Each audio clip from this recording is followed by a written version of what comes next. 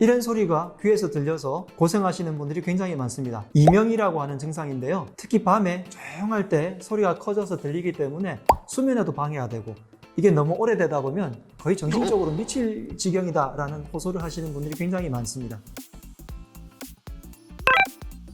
이 이명 증상이 지금까지 명확한 원인도 없고요, 치료 방법도 찾아지지가 않아서 굉장히 골치 아프고, 제가 여러 가지 질환들을 치료하는데 굉장히 자부심이 있지만 이명 증상만큼은 치료율이 거의 반 정도밖에 안 될 정도로 굉장히 치료가 힘들더라고요. 특히 이명 증상은 나이가 드신 분들이 많이 오게 되는데, 연로하신 분들의 면역력이 떨어져서 그런지 치료 기간도 굉장히 많이 늘어나는 것 같습니다.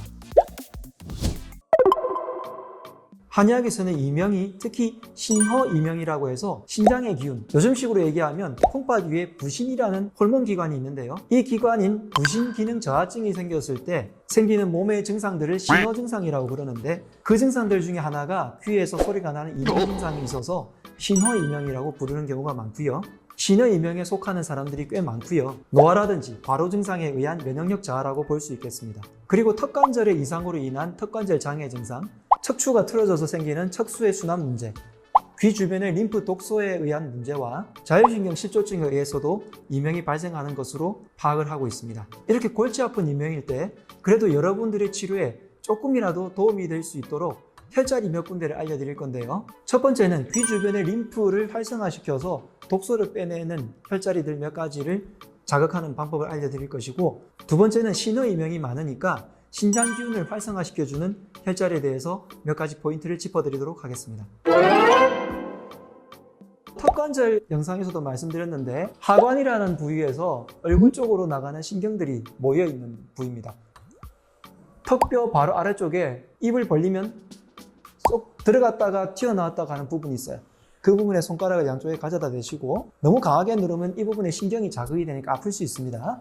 지그시 누른 상태에서 입을 살짝 벌렸다가 닫았다가 벌렸다가 닫았다 하는데, 벌릴 때 자극이 조금 심해질 때 압력을 그대로 유지하시는데, 좀 전에 말씀드린 대로 자칫 위험할 수 있으니까 너무 강하게는 하지 마시기 바랍니다. 그 다음으로 귀를 보면 옆에 툭 튀어나온 부분이 있는데, 이 앞쪽 부분에 입을 벌려보면 쏙 들어가는 부분이 있습니다. 이 부분에 있는 혈자리가 이문, 청궁이라는 혈자리들이 분포되어 있는데, 둘 다 귀의 소리에 관련된 혈자리예요. 그래서 이 부분을 저는 두 번째 검지손가락을 이용을 하는데, 이 부분의 혈자리에다가 손가락을 가져다 대시고, 이때 손가락의 자극을 유지한 상태로 하셔야 돼요. 누른 상태에서 이렇게 한번 입을 벌려서 자극을 줄 때 1초에서 2초 정도를 유지하신 상태에서 한 번 할 때마다 30회에서 50회 정도를 하시면 되겠습니다. 귀는 우리 인체에서의 축소판이라고 할 정도로 귀 전체가 우리 몸의 어떤 상태를 반영하기 때문에 이침이라는 치료법도 있잖아요. 그 중에서도 신장과 관련된 부위가 귓바퀴 부위와 위쪽에 있는 귀 윗부분입니다. 그렇기 때문에 평소에 귓바퀴 부위를, 특히 바깥에 있는 연골 부위를 자주 만져주거나 이렇게 잡아서 구부려 주거나 윗부분을 자극을 많이 해주게 되면 척추와 신장에 관련된 부위를 많이 자극할 수 있거든요. 그래서 평소에도 귀를 잡고 이렇게 눌러서 꾹꾹 눌러서 잡아주다 보면 연골 부위가 조금씩 말랑해지시는 것을 느낄 거예요. 특히 귀 윗부분을 안쪽, 바깥쪽 해서 이렇게 골고루 만져주시면 좋겠습니다. 귀 주변의 림프를 활성화시켜주는 아주 쉬운 방법이, 손가락을 V자로 만들어서 이 두 손가락 사이에 귀를 집어넣고요, 아래 위로 세차게 비벼주면 되는데, 피부만 문지르는 게 아니라 조금 깊게 눌러서 문지르게 되면 이 주변의 근막들이 같이 움직이게 됩니다. 그렇게 해서 혈액순환을 활성화시켜 주시면 좋겠고요. 귀 뒤쪽에 있는 뼈인 유양돌귀 뒤쪽으로 뇌신경과 연결이 되어 있고, 또 귀와 연결되어 있는 부위들도 상당히 많습니다. 제가 항상 강조해드리는 왕골, 그리고 주변의 예풍 혈자리, 이런 부분들인데요. 손가락을 가지고 귀 뒤쪽을 쭉 눌러봤을 때 움푹 들어가는 부위에 가만히 만지다 보면 기분이 상당히 좋아지는 부위가 있을 거예요. 그 부분을 누른 상태에서 목을 아래 위로 몇 번 왔다 갔다 하다 보면 자극이 점점 더 깊어지는 것을 느낄 수 있을 겁니다. 지금까지 이 주변의 림프를 활성화시켰다면 림프에 쌓인 독소들이 아래쪽에 중쇄유돌근으로 해서 아래쪽 흉골을 따라서 밑으로 빠져야 되거든요.